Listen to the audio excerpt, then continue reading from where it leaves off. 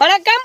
நேற்றுதான் வாங்கினேன் ஐயா கண்மணி குணசேகரனின் முதல் நாவலான அஞ்சலையை. ஆம், புத்தகத்தை பிரித்ததும் பிடிக்க முடியவில்லை என் மனதை. ஆமாம், ரக்கை கட்டி கொண்டு பயணிக்கிறது இந்த அஞ்சலையோடு. ஆமாம், நான் பாதியை தான் படித்தேன், அதற்குள் நானும் ஒரு பாவலனாகிவிட்டேன். இதோ எனது கோணத்தில் இதோ ஒரு முதிர்கண்ணி பேசுகிறாள். என் உடல் ஒரு மன்னவனுக்கு இரையாகும் என்று நினைத்திருந்தேன். ஆனால் இந்த மண்ணோடு மறைவதுதான் என் யோகம் போல.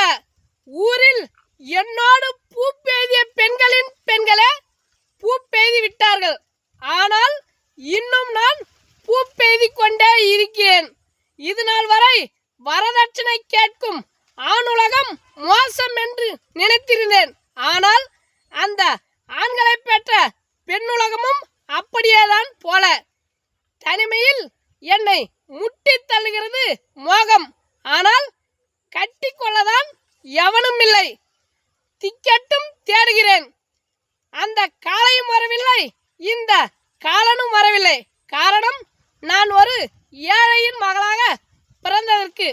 நான் இந்த நாவலில் பாதி தான் படித்தா, பாதி படிச்சதுக்கு இப்படின்னா முழுசும் படித்தா எப்படி?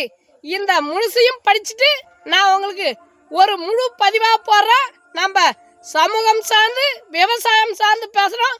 நம்ம பேசுகிற விஷயங்கள் உங்களுக்கு பிடிச்சிருந்தா நம்பூர் நாயகன் யூடியூப் சேனலை சப்ஸ்கிரைப் பண்ணுங்கள்.